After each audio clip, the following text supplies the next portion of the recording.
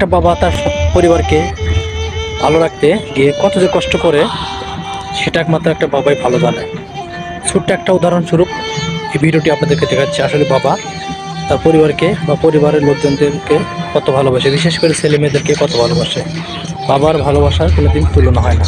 দেখুন এই বাবাটি তার সন্তানদেরকে খুশি করতে দুটো সন্তানের ব্যাগ কাঁধে নিয়েছে। এটা হচ্ছে বাবার ভালোবাসা।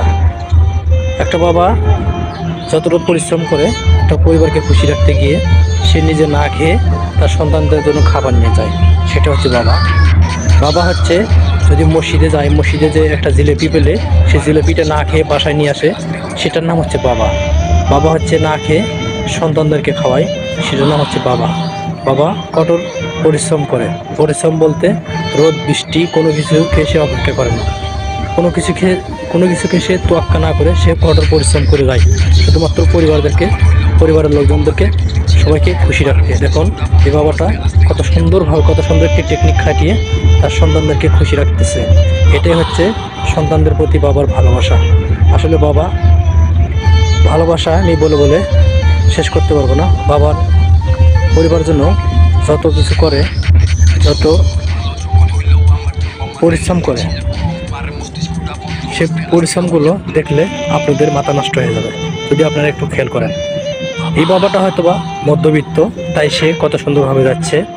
তার পোশাক পরিচ্ছদ যাই আছে সব কিছু কিন্তু অনেক ভালো।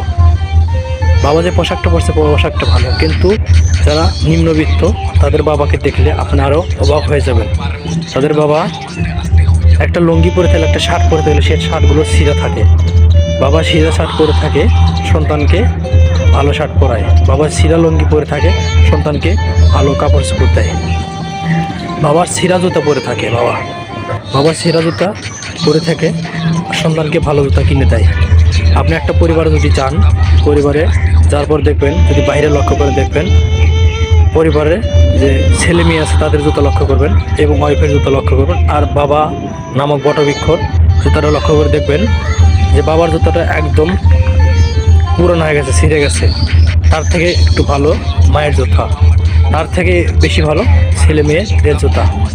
এটাই জন্যই বললাম বাবার ভালোবাসা আসলে তুলনা হয় না। বাবা হচ্ছে একটা বটবৃক্ষর মতো পরিবারের উপর ছায়া দিয়ে যায়। যারা বাবাকে ভালোবাসেন, এই ভিডিওটি কেমন লাগছে অবশ্যই কমেন্ট করে জানাবেন। আমি সবসময় এরকম পজিটিভ ভিডিও দেওয়ার চেষ্টা করি। যাদের ভিডিও ভালো লাগে তারা অবশ্যই শেয়ার করেন, লাইক কমেন্ট করেন।